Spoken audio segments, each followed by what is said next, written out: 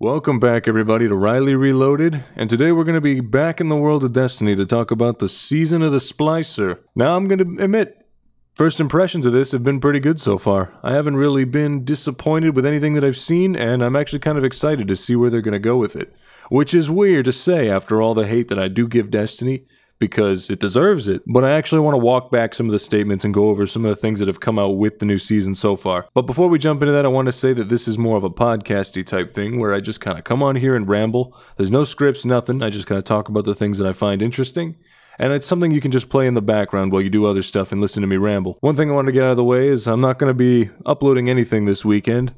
Your boy's getting his wisdom teeth out, and he's going to be out for a couple days. Going to be a puffy-faced mess, so the Resident Evil series that I've been playing through is going to be on hold until I can get back. But if you want to check it out, it really helps. It supports me and my YouTube dream. Let's get into the video here. And first things first that I want to talk about, because I made many videos on this. 2, I think. That counts as many for me. But I wanted to say, with the transmog, it's not a horrid system. Which is just mind-blowing to me. I think they might have seen some of the hate there and walked it back a bit, which we all knew they were going to do because, I mean, if you think about it, it's kind of the perfect marketing strategy, you know, walk it back and then everyone's like, oh, hey, they did something for us. But with the way it released, I can at least say that it's not bad.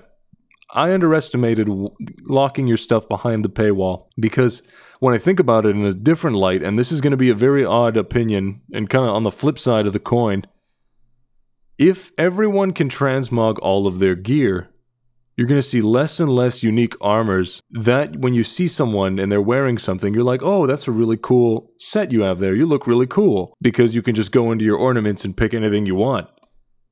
And I mean, with what they gave us quite a big boost. I have, I think, 15 armor sets that I can transmog right now. And then I can get 10 from the seasonal pass from finishing the loom bounties. So that's 25 pieces.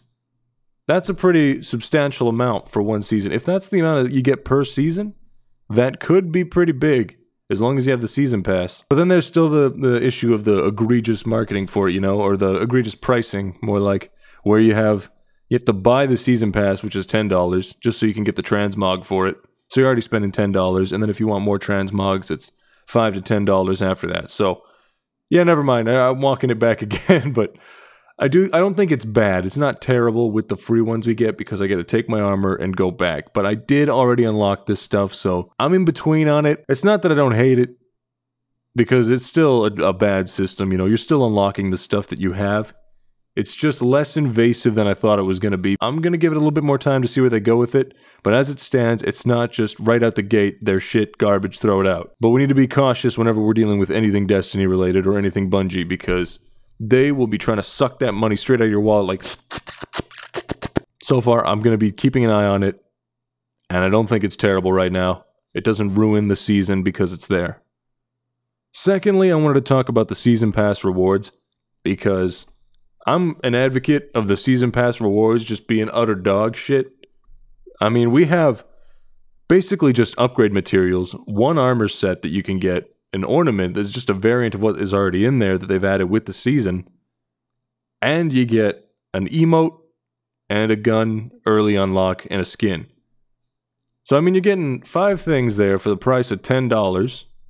Whereas I could buy whole ass games on CD keys with it. I don't think that the price is worth it because Destiny skins are super pricey. I mean, like $10 it can get up to for one piece of armor. Or one armor set, that's insane for just a skin in a game. To unlock it all, you have to have like tons of dollars just floating around. So I think the seasonal pass rewards are always garbage, but as it stands, I'm going to talk about the designs and stuff like that. I do like the designs of the armor. I will admit, the Lightkin armor, my god, where has this been? Where has this been when they were creating all these armor sets? These look fantastic. I actually think that they're some of my favorite armor sets in the game because it's got a fallen aesthetic.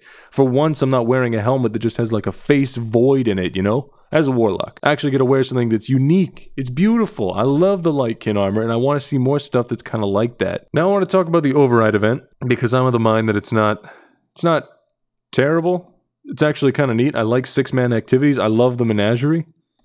But with the Override event, yeah, it's a little it's a little boring after you repeat it over and over again, and the amount that they want you to repeat it to get the rewards from it. And the rewards aren't even that good because you can just play the game, get umbrals, decode them into the rewards that you get from that thing. It's more of it's all right.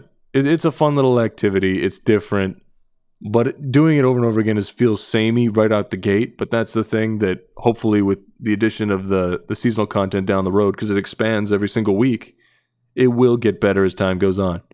But once you finish the seasonal stuff, you finish your challenges, that's going to be it until the next season. That's how this game works. You come on, you hop on for a little bit, do a little bit of grinding. I played very casually last season, and I managed to get through the entire season without too many hiccups. I was 117 by the time it finished, and I must have played like an hour every 2 days. So, I mean, it's very easy to get up to where you want to be with it as long as you just keep up with it and, you don't go crazy at it. Like before, when Beyond Light dropped, I was going insane with it.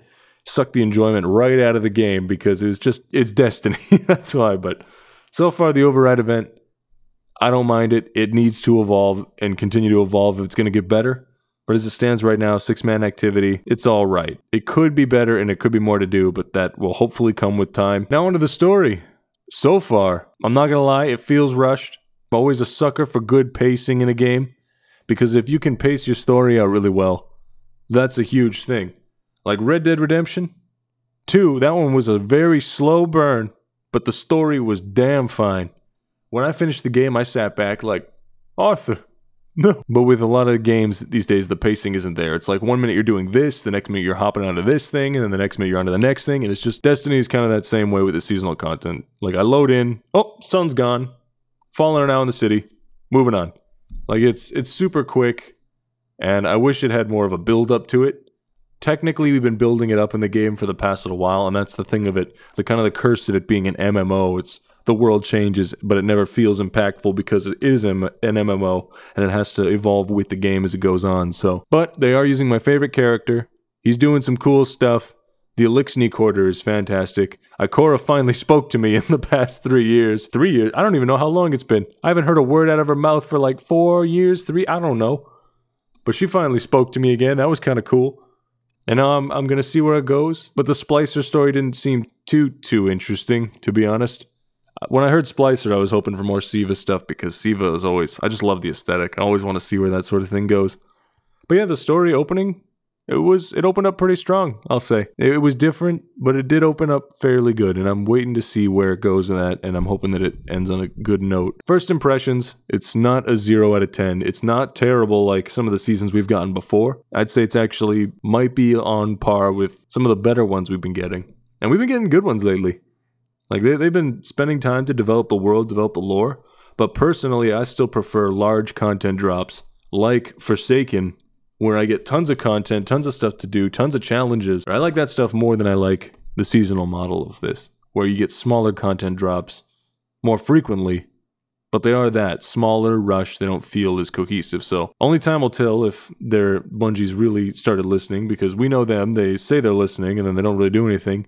And we'll have to wait and see until the Witch Queen drops. I'm hoping that the Witch Queen blows me away and it kind of has the same amount, if not more, content than Forsaken and the Taken Kings. I'm hoping they revamp light classes. I'm hoping they give us another darkness subclass. And it's just tons of content with harder endgame content and something to strive for after you beat all the basic stuff like the story and all. So here's hoping. I'm keeping optimistic, which is something that's just so dangerous to do whenever you're talking about anything Destiny.